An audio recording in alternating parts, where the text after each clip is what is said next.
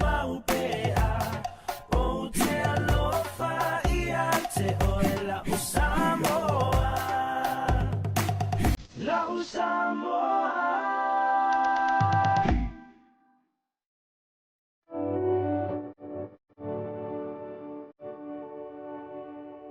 Unwind your busy day with a cup of royalty. Royalty, complete satisfaction with every sip. Samoa's natural waters are special. Something goes in there, comes out different. Natural Samoa water, the taste of nature in a bottle. Post-traumatic stress disorder is an anxiety disorder that can result from a traumatic event. Living with PTSD is challenging, but learning more about the condition might help you to ask questions and find the help you need. To learn more, visit our website at www.asalliance.co or call 684-699-0272.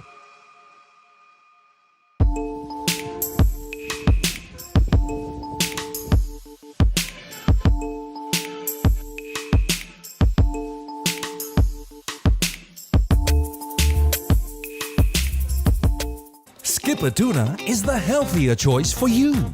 It's nutritious tuna flakes, packed in easy open cans.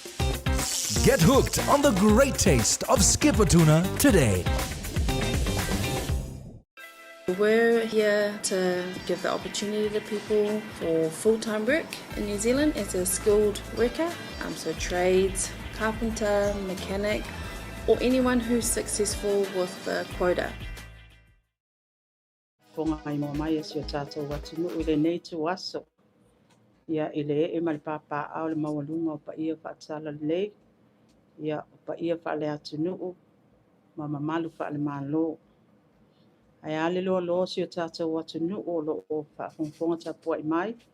Ia iso seitu o le atu nu. Ia ele whaangalo ina foi ia Samoa o lo o maa ua mai le nei whaasalaunga. Ia o mātou whaatalofa, maufo alofa atu. Whamalo soifu lau le lei. Ia, whamalo whautau wata i le nei as, o le matau watu. Ia o mae ale nei vai aso i tiute mawhaiva. Ia awale tu ua lava whaiva i Samea, i le tiute el tātou malo. Ia e whailoa i atu ai vai asta i tas. Ia e whailoa atu ma longo puia di isi o tātou watu nuu. Ia i tau ala manga o le whaatino ina leo ngā luenga le malo. Ia mo le silafia o le tātou watu nu. Mai tau ala atu lea i tātou ainga whaasalau. Ia e moli atu i pa ia o le atu nu. Ia mao le anganga fo i leo o le tātou malo. E peo na mua i whaailoa e le fionga le taitai o le malo. Ia po le fionga fo i le li pāli mia. Ole mta upu mua o le a tata mua ai ia le tata uwheiloa inga mai se fo le whaafonga mai o Samoa. Ia manatu e le toi pōmala e le asonga fua le vai aso le nei. Ia o le alava sa fola manino ai ia le tala whaatau au tua le tupe.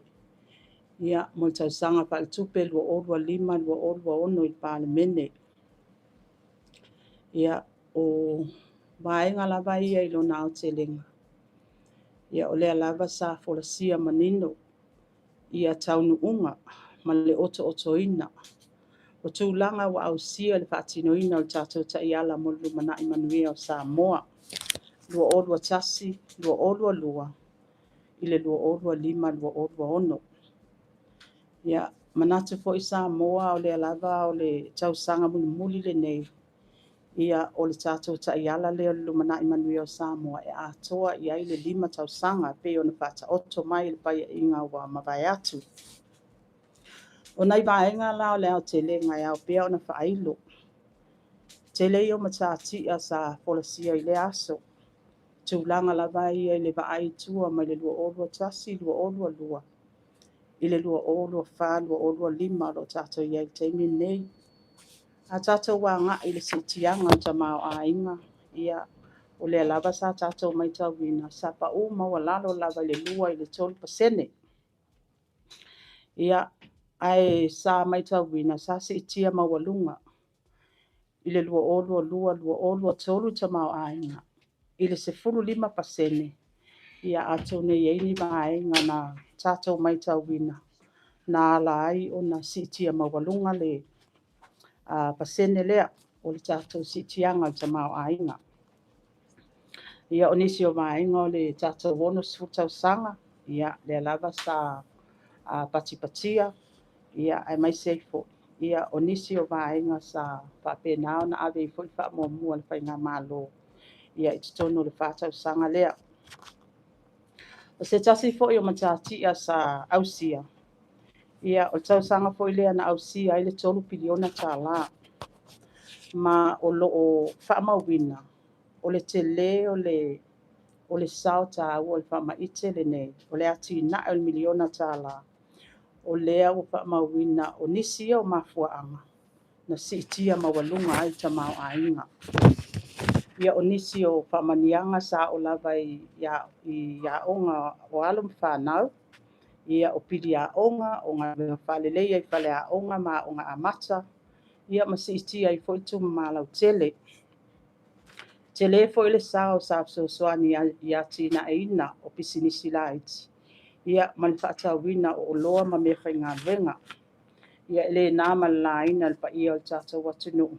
Ia o lea fo isa alo tātou atunu o tātou talinga malo. Ia ili fontanga le malo tau pulenga.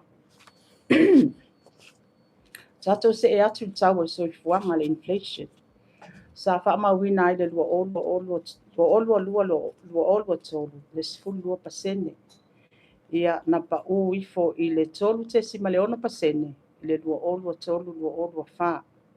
Whaamawina le lua olua wha, lua olua lima, tasi tesi ma le 1%. Na iaini vaenga sa whaatino ina le tātou paketi. E fesosoani ai le taimina si itia ai le tau o le soifuanga. Sa tāpena ai le vaenga le ta o le kola. Ia o ni fesosoani fesosoani ai lau whainga luenga le malo. O nisi fo i o vaenga sa si itia le tātou minimum wage. Mai al tolu tā la. I le whata la. Ia anga i le whata la. Valus fu whata. Sene il tūlanga lo ia il teimile nei. O nisi o vaenga te tele foi manisi o matatia sa ausia. Ia o tātou Foreign Reserve, ia po tātou tupe wha leo, po tātou tupe wha anganga. I le lua olua tasi, lua olua lua, sa wha mawina i le tesi valu piliona. Ia a tātou wha awasenga ina i masina, pe a whai atu la i mai ani mala wha natura. Wana o se fulu masina i mawhai o na ngā patia. Lua olua lua, lua olua tolu. O le sa wha mawina i tasi tesi malwha piliona. Ia e se fulu tolu tesi malwha masina. Ia o lea lava ngā whatia al tātou vai ngā tupe lea. E o mai lua olua wha, lua olua lima. Ua tasi tesi ma le 1 piliona tātou Foreign Reserve. Ma ua ngā whatia ai o na whatinoina i le sfulu lima tesi ma lua masina. O lona uwinga, o lo si itia lava tātou tupe wha leo leo. Ma si itia atu wai ma le umi o na ngā whatia pe a whai atu la i mai ia ni mala wha natura. Ia manisi fo i o vaenga e o no awha i na i tātou tupe. Ia tātou se e atu tupe wha moli mai whafo. Wha mawina i fitu lau tolu. Fitu se lau tolu 10 miliona. I le lua olua tasi, lua olua lua. Ia ona si itia lea i le valu se lau fitu. Valu se lau fitu sul ma le fitu piliona. I le lua olua lua, lua olua tolu. E o mai lua olua wha, lua olua lima. Ia ua tātou iai nei le iwa se lau miliona tā la. I le tausanga i tupe wha moli mai whako. Ia mao inae ata mai ai. O loo tātou wati ia e wha atasi tātou atunu. Ia ma le sao ae o loo alalam papa au i atunu i whako. Tūlanga tātou tangata wha mai whafo man tupe maua. Lua olua lua, wha se lau lua sfutasi miliona. Mai tangata na mawhai o na malanga mai, se lau lua sfufa fe ono se lau 5.5. Tau sanga lua olua tolu, lua olua wha, e ono se lau 10 miliona tātou tupe maua mai tangata wha mai whafo. I leo wha inga o e sa malanga mai, se lau fitu 5 fe ono se lau 5.5. I le lua olua wha, lua olua lima. ua sitia i le ono se lau fitu sifuru ma le malo miliona i le aufaiga o tagata samalaga mai ma faamauina se lau valu sifuru iva afe iva se lau tolu sifuru ma le fitu. O tatou Samoa Airways ia po le avefu'a lea le tatou atunuu. Manatu o le sa o mai whainga malo lua o lua tas. Ia ua ia i le tatou waalele i Brisbane. Ia ua ata mai ai. Ia ua malili le tatou paia inga sa iai e au mai waalele. Ia atono le paenga mua le sa ave wha mua. A le tatou whainga malo le paia inga leo mawai atu. Ia sa whai ai le fituna inga. Ma au tasi e le kapeneta. O le ale whaawawina le au mai o le waalele. Ai o le ato i whaafo i le waalele. O le fesili ai se a. Le ia o tatou ai ta alafu.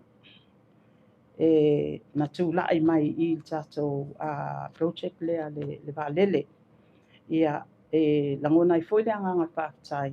Ona ua sa o le whaiunga. Ina ia toi whaafo i le waalele. Se manua te le whaale tono tatou tamau ainga. Ia o le lava ua tatou mai tauina. Ia ua te le tupe sitia. Mai al tatou kampania le Samoa Airways. Ma whaamauina ai foi nisi o le tatia. Ia le tūlanga sa iai le 5 miliona. Ia au lewa tuititia mai le tatou 3 miliona. E o tatou tupe ngau po o accumulated losses. Se lau ma le 2 miliona. O leo tuititia mai le tatou 2 miliona. O ai tā lafu ale Samoa Airways ia i 2 miliona. Ia o leo tuititia mai le taimile nei. Ia iuni 2.5 se 10 miliona. Lona winga. E te le ase ngā luenga o lena o maile whainga malu. Awe lana wha mua. I lana nawa tau. Ia tau mwhai e tutongi a tātou ai tā lafu. Ia vi ia le atua. O leo tūla i mai tātou Samoa Airways. I le tūlanga ua lelei. Ia ma iai ai fo'i ana fuafuanga. Wa tatau ona la atu i nisi fo'i fuafuanga o lewa on patatia. Ma ele to e pōma la e o nisi ia o vaenga o lo whaailo mai el tatou o e o lo alalam papa au ia tunu i wha. Tau tatu ele tatou pasese. Ia e manatu. E iei ngā luenga i tau na awe wha mua le malo. Ia tu ititia tatou ai tā lafo e winga le vaalele. Ma toi wha fo'i le vaalele. Ia o lea la ua tūla i mai se tūlanga lelei. Ia ma whatatia i fo inisi o fuafuanga lelei mo tatou Samoa Airways. Ia o se awa noa fo i mamoli ele nganga le whaafitai. Ia i tatou te fono a tatou komiti whaatonu. Ia ai mai se foi ia le au whai ngā luenga ngā lulue. Ia o le sunga foi a whau o whatuti elu sa o lea lava o lo tūla i mai le whaatau tai ina o tatou Samoa Airways. Ia o le o tūla i mai se tūlanga lelei. Ia ma o se lui foi le tele o isia tatou SOE le malo na ia mautinoa ia tula i mai tūlanga lelei ia tūlanga tau tupe tatou se atu ai tā lafo le malo ai tā lafo le malo lua o lima le taimile nei ia o lea watu ititia i le fitse la 1 miliona ia po le 2.8% o tamau ainga lona winga wala le tele le tongi ai tā lafo na tā ngā luenga o tupe ia ma o se tasi leo wha mua na sawa vali mai ma le whainga malo ia ave lava lan wha mua ina ia tu ititia ia tātou ai tā lafo leo o mai tā watu te lele au sia o leo pa o lalo mai le 5.2% sai ai i le 2.8% le taimile nei ia o nisi o vaenga lelei ia o tele tatou no ngā tupe ia wa mai e pe o na iai le World Bank o le ADB ia o le OPEC tūlanga o lo o mai tatou suau ia e mai se foi kako ai tā lafu local debt sa ia i le UTOS ma le STEC o le au te lenga la tatou ai tā lafu o fitse la 1 miliona ia pe 2.8% o lo ia i taimile nei o se tūlanga lelei tatou se mai tatou paketi fo le 2.5 2.1 ia atono o leo wha mauina tono le foi ua mautino fo o leo wai lunga o tatou penga ta whailangi a tatou paketi atoa ia o leo o tatia le tasi te si ma le 2 miliona o vaenga o lo ave e wha mua nisi fo o le tatou wati na 1 milion tā la ia ua faa mautinoaina I tonu tātou paketi. Ia o leo whaatupeina I tātou tasi tesi ma le 8 miliona tāla I tu mālo ta I tasi. Ma o lea nganga e a toa ai le 5 miliona e pei ona whaataatia mai I le tātou ta iala lumanai manuia o Samoa. Mai le lua olua tasi I le lua olua 5 e te tau ona mai ai ia wa atoa le 5 miliona tāla. Se mai o tātou whamanianga mo tātou pensione, ia ua siitia mai le lua se lau tāla, I le tolu se lau tāla. Ma o le au whainga o tangata pensione e au na whamania I nai, e se fulu li maafe mo tupu. O e olo ia ia fianga tu mau o soifua, ia ua siitia mai se lau tāla, I le tolu se lau tāla. Ia o o ia tātou whaamanianga mo mapui whangalele ma mapui pulotu. Ia o lea o whaamaniei nei ta se lau wafe. Se lau wafe mo mapui whangalele. Ia se lau wafe mo mapui pulotu. Ua se tia fo ile tātou vai ngā tupe lea mo le adra. Ia po o tātou whaalapot putonga lea. O lo o ngafa lava mo le whausia ina o tātou whale apitanga. Ia o e o lo maa ale ale soifua mai ta mao a inga. Ia o leo sitia mai le 5 se lau afe sai ai. Ia I le tasi miliona tāla. O fesoasoani e le malo mo whaalapot putonga ma pisinisi tu maoti. Ia sa sitia, o leo sitia mai le fitu tesi mai le tasi miliona. I le luas fultolu tesi mai le 8 miliona o lo iai. Ia o lona winga o se sitia ngatele ma o ina fo I ata tuai le anganga o malo. Ina ia mawhai ele ngata ina ati nae ia tua inu umalalafanga. Ai ave fo whata aua tātou private sector, ia o ia vaenga uma, ia o lo mawhai o na whaamatu watu, I le tātou Samoa Business Hub, o le tātou whalitupe o ati nae, ia maisi vaenga uma, o lo o iai le tātou vaenga tupe lea, e fiso soani nai, ale malo mo whaalapot potonga bisinisi. Tātou soan tau ta alonga o si tia mai le lua tesi mai 5 miliona I le 1 miliona tāla. Ia ai mai sei foi tātou wa onga whasko sipi. Ia olo iai foi fuafuanga ia atono o lea e toi titi mai alfausia ina tātou maketi savalalo. Ma olo iai le fuafuanga ia ole atala ina ia te sema. Ia atono leo te lenga lea ole tātou paketi. Mai mauti no foi. Ia o to tele le malo le atunu o le lava wala tau faita wina ma vai lona o telenga. Ia ma mai tau wina o tele se tianga o tātou paketi. I le tau sanga taluai a ngai tau sanga le nei. Ia o lona winga o tele tātou tupe maua. Ia ai mai sei foi. Ia ua mawhai I le tele o le tūlanga le o mwhai on tuiti ai tātou ai tāla.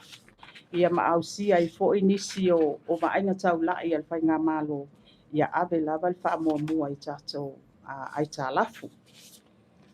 O le tātou mata o pulona lua, ia atonu o le nafi. O lea sa whai e wha lau biloa. Ia mo le te e atu I la au whasaina. Ina ua mātou whailoa I malihai komsina Australia. Pato ama e al whainga pālota. Ia sa mātou whataltanua ina ia tūlanga o lo tātia ai le anavatau a le vaeng whaapufai. Sa mātou talusanga I ai ma mātou whaailo ai. O mea tāua e ave iei whaamuamua. Ia o lea iai le tūlanga lava lea ia tafi e sea whala au whasaina uma. Ia pe ona iai aisa marijuana. Ia whaftai lea tua.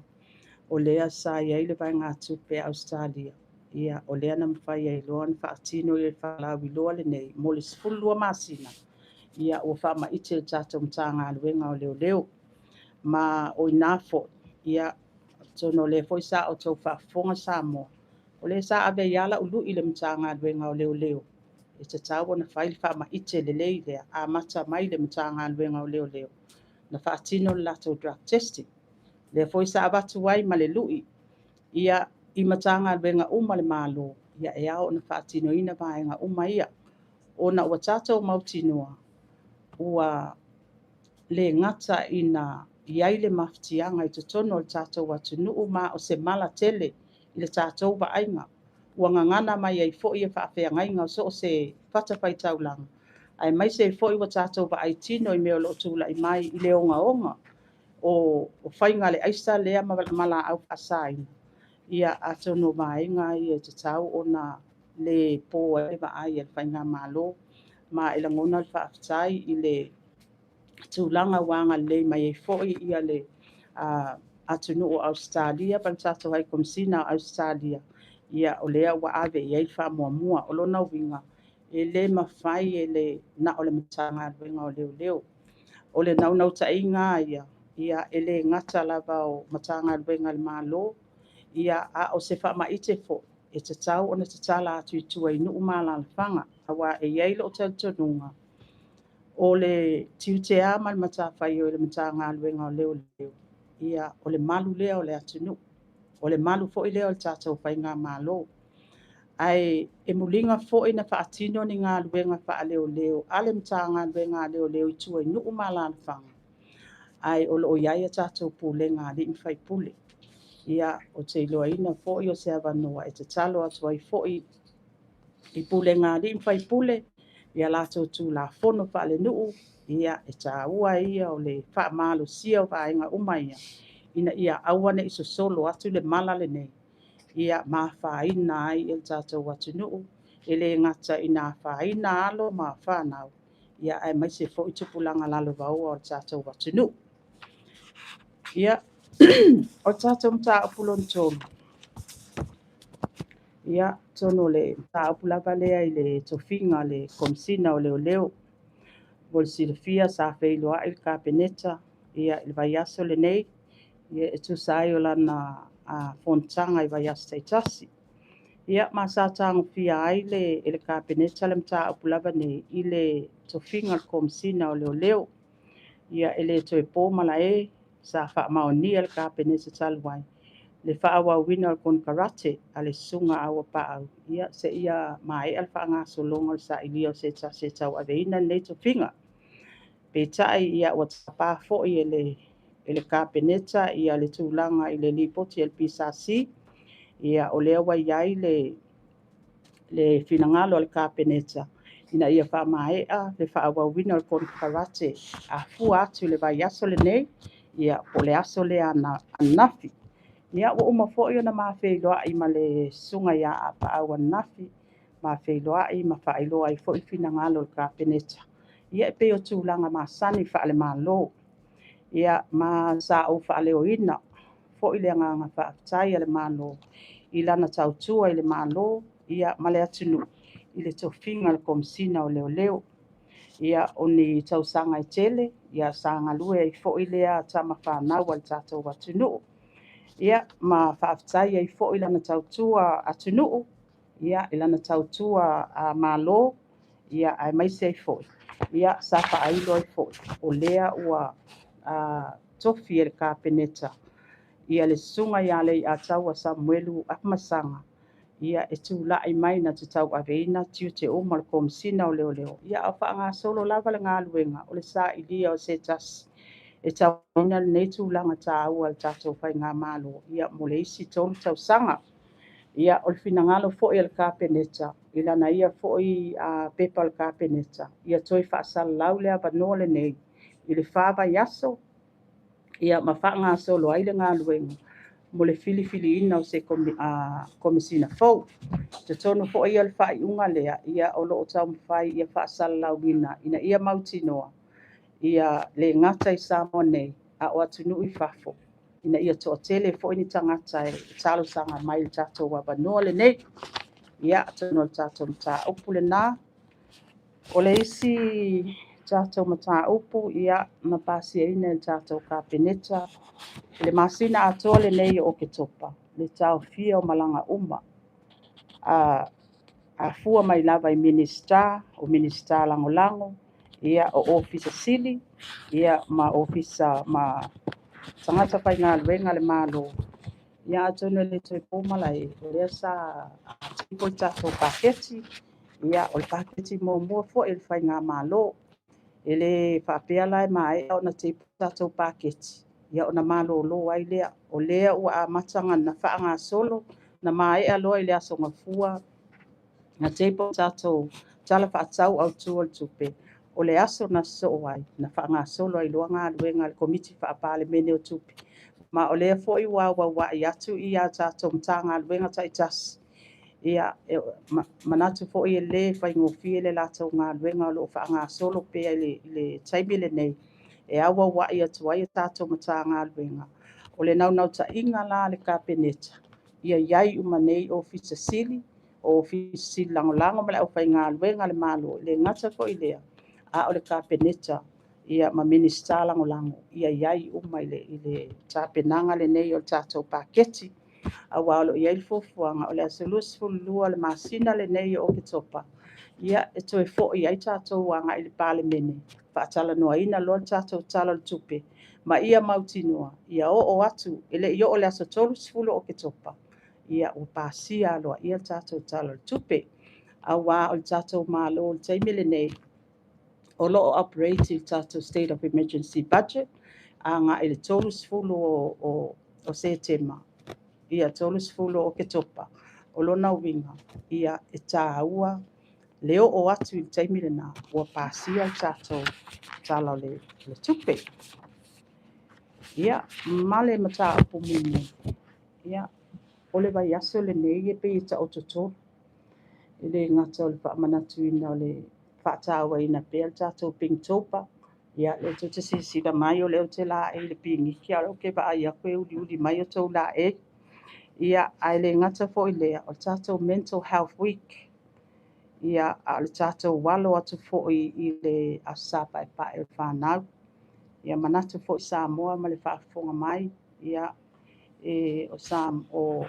o fanau ia o le tofi mai le atua e avea ai lenei laolao e momoli atu ai faamaniaga o le asa paʻepaʻe o le fanau ia o lenei foʻi vaiaso ia o se vaiaso tāua e faatauaina ai foʻi le malōlōina o le mafaufau ia ma o lea lava sa taʻimoaina i le tatou matagaluega o soifua malōlōina ia manatu Samoa pau ia o tatou mataupu ia auā foʻi le nofo ilo ma le logologo puialii foʻi o le mamalu o le atunuu na ia mautinoa o a lava faaiʻuga le tatou faiga malo ia o lea lava e tatou te galulu e faailoa atu ia ma logologo puialii ai foʻi le mamalu o le atunuu matou faamalulu atu pe a fai ai ai se upu ua sala ia ma ua lē tautamālii foʻi le gagana ia matou te matua atu inā ia manu teleina ia o le latu atu le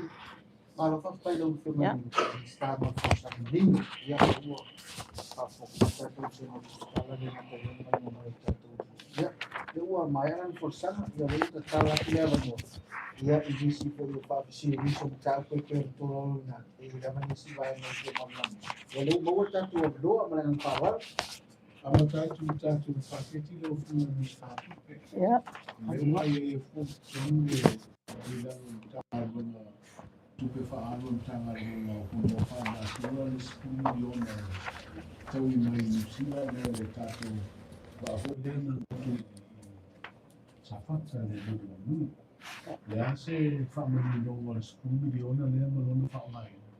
ya faafetai ma le faafesili au tagavaia o le 10 miliona lea leua i tono o tatou paketi o le 10 miliona lea sa mafai ona faamatuu mai le tausaga luaʻolu fae le atunuu o niusila atonu la e agaʻisaʻo lava la i le tulaga o le sa tulaʻi mai le moto o le tatou vaale i tapito ala sapata o le 10 miliona lea e patino lava i faamaniaga o aiga o loo aafia i le tumālō o loo faatalanoaina le taimi lenei nisi o fesoasoani faaopopo i le taumafaiga lava lea le toe faaleleina o le tatou reef i le mea o loo taoto ai le vaa le taimi lenei o loo o lē seʻi faatali seʻi pasia le paketi a pasia le paketi e iai le pepa e tapena mai le matagaluega o siʻosiʻomaga agaʻi le kapeneta e faamanino atili ai vaega uma ia auā o lea lava o loo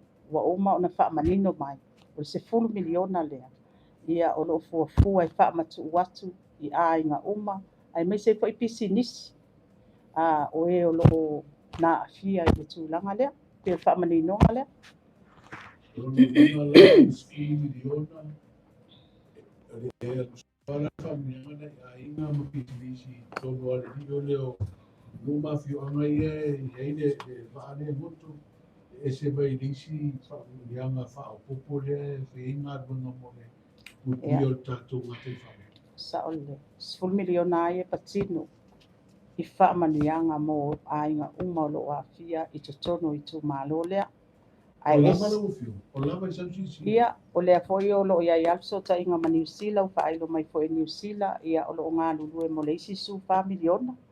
Su 5 miliona a ia mo le tato reef ma le ngā luenga foi na le toe ati na ele le iai, amu ma au o le o ngā sami lea. Ina ia mautinua, e toe foi lava le tūlanga sa iai, ia ai manatu. Ia, ele le lava leo kakama.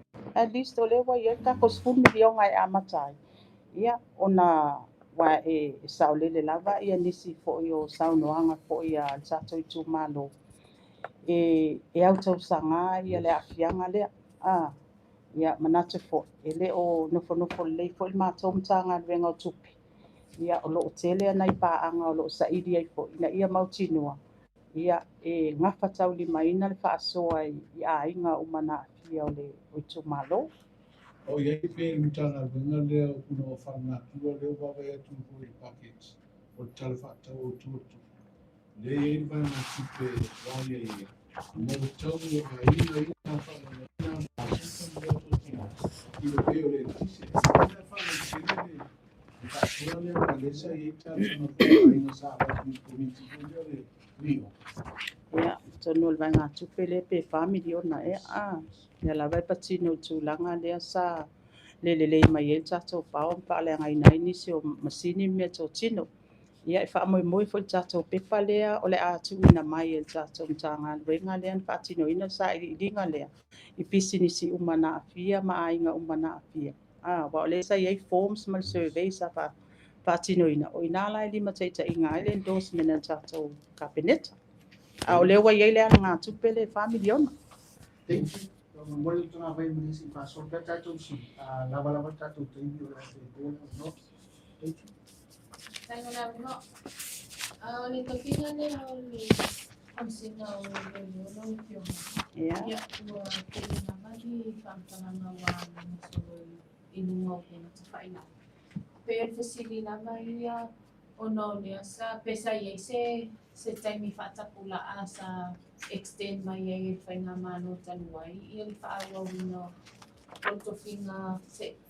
Otofinga komsina se ia maua se si komsina pau tana mai no Ia, mole wha manino atu le tali o lau pesiti. O le lava o le kon karate ai al komsina ia e mai ai ia uni o lua lima. Ia le satu la i mai ia le whainga malo lea ia matoe wha wawina i variation. E tau ai beina le tofinga. Au wha ngā solo i tau alumanga mo le toi whiwhiringa. Le foi la ua au mai ma tu ina mai ia le lipoti al pisasi. Ia o le ua whai ia le whai unga le kāpeneta. Ina ia mauti noa ai. Ia e wha mai aloa ia le kontate al komsina. Ia wānala na extend. Ona ia mauti noa. Se i wha ngā ioi ia whiwhiringa. Ia mol sifia. O le tula i mai le whai ngā malo fau. O le foi wa fai eila na fai unga. Ia atu la i mai ia afamasanga le Samuel. Ia e tau aveina tiute ale komisina le o leo. Ia au wha ngā solo ai foi whasal lau wina seisi foi komisina fo. Male nau ta inga foi al kāpeneta. Ia una ili whasal lau wina le ngata i tonu nei. Ia e mai se foi atu nui whafo. Ia pil tali atu le ilau whaafsili.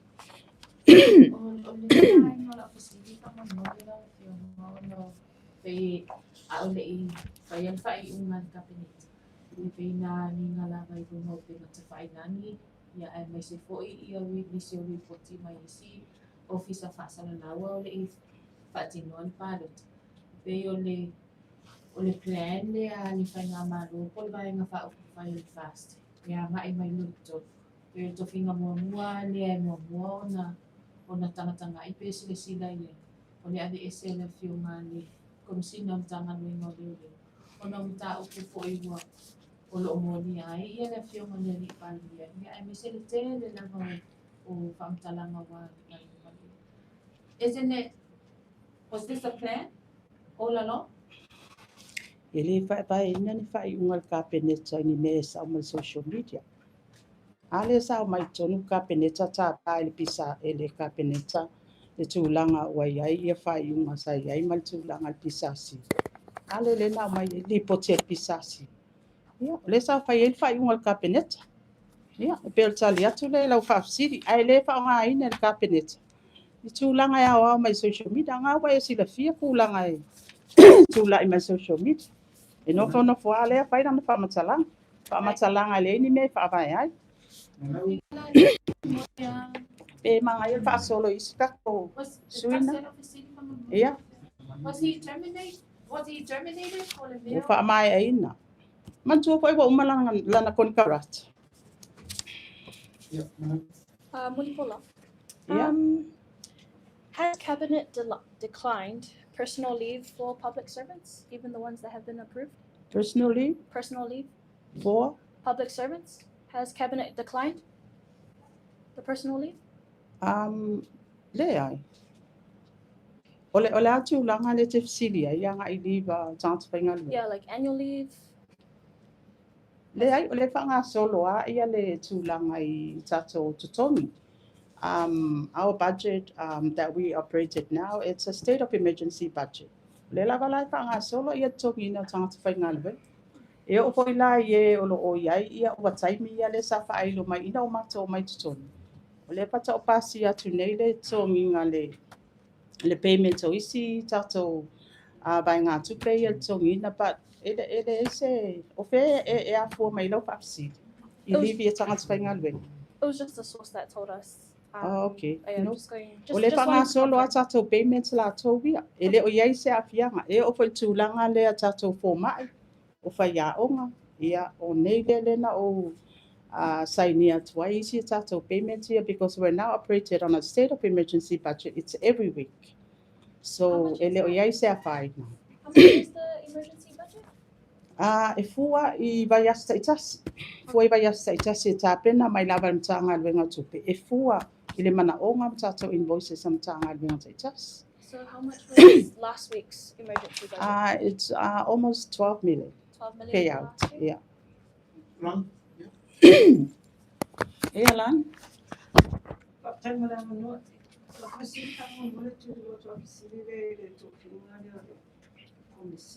Yeah. Terminating the Pasalabania Sawa Wambai, Is it still eligible for applying there for the advertising? Mana I whapsiri. Ia, ina ua o palawina ia le fionga fo ia aua pa awa napi sa mai matala noa. Ia mawhaailo I fo I whai ingoa ka peneta. Ia mawe fo I whapsai. Mo se tasi na wa inga sa au whaailo ia. E eligible fo ia toi apalai le pea oina whaasalau ia le tato awa noa lava lea tato komisina o leo leo. Tala peta tō to 5 minute. Sa fia fesiri atu I le sosoni le na au mai le kauti I mo le tsunami le sa lu Lucia ai o mai e nisio moto Pasifika le maus o le tsunami. Le sa sa india le siaki le na au mai I le temi o le malotos. A le wheri tātou pāruta e whiwhisiri atu ai wai pia e ono mawai se fitu se lau o tupu afe sa moa. Le lai whapea o fuafuanga mai ni stau tupe le sai. Tu sao ale le intiua le ana maua mai. I le tātou tala o tupe o pena o atu I lau tō whitu whainga mai tanga wanga I te mine whata o tō I fuafuanga tala o tō tupe. Ia, whaptai tanga vai. Ia, mana tū lele ia tō skulu aso tala nau mai whai ngā malo. Le lava sa ave whaamoa tāpenanga o tātou tā whaatau au tō tupe.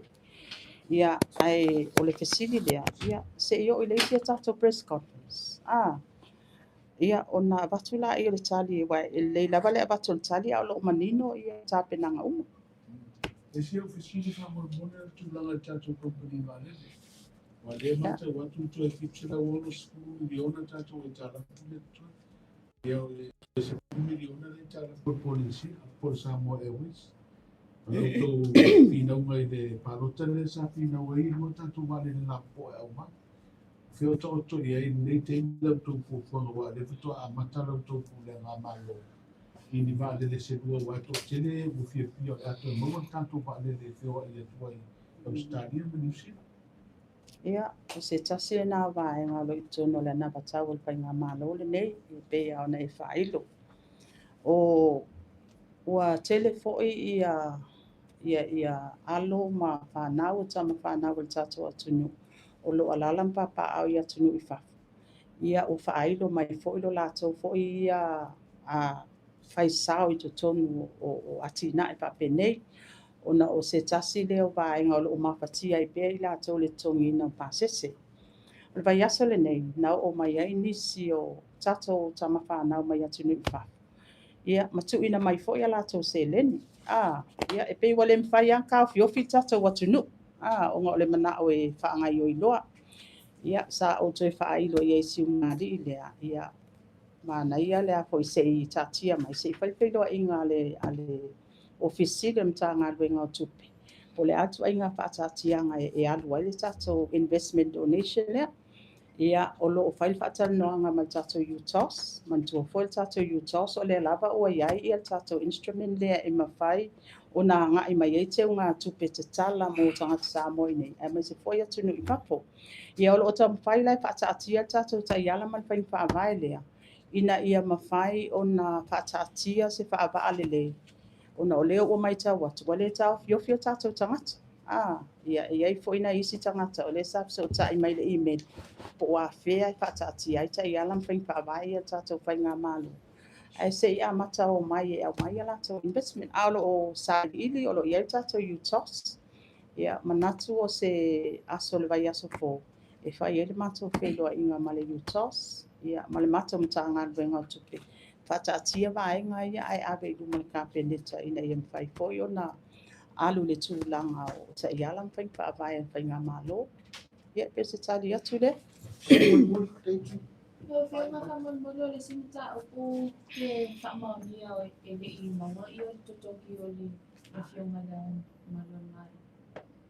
Ia le ila se i sa ili pe wai se pe sili le tātou matanga luenga o tupe. Po le ale tūlanga wai ai e le ilopo o le a fia i tono tātou payments ia le sa whai atu nei. Fia tūsera tu tawa tu alfisiri le whamormona lo whamistari o tongi le.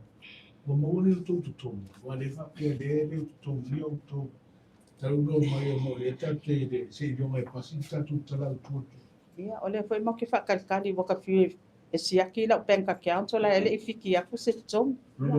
E o masangi i fo. Rono winga le pai ai ngā atoa la wa skulu baru le pār mine le ana whatautou.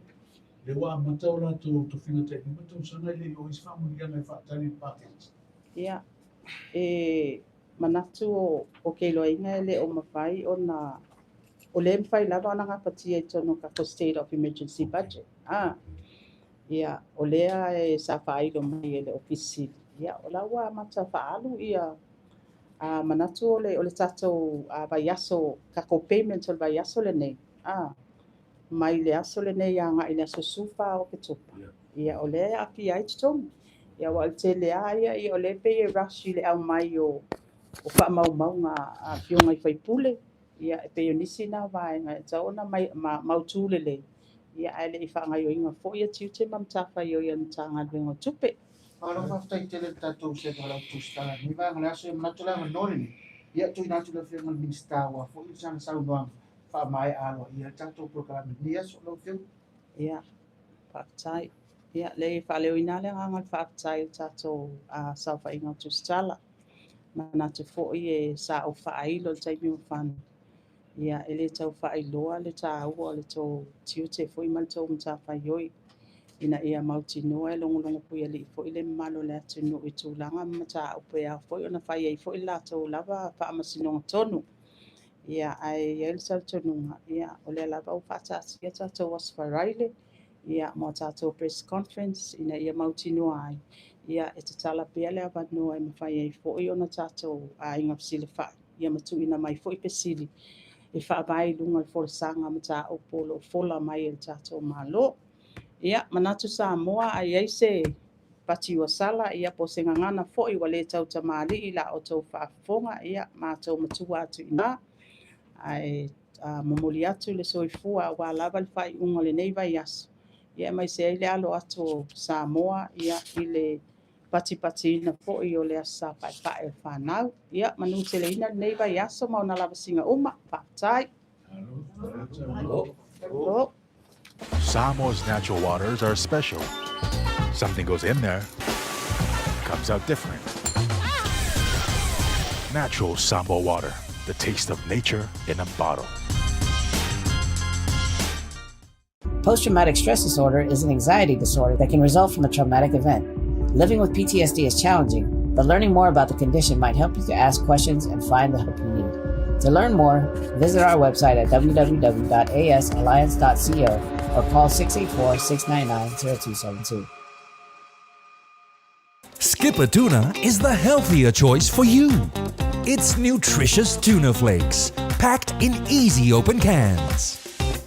Get hooked on the great taste of Skipper Tuna today.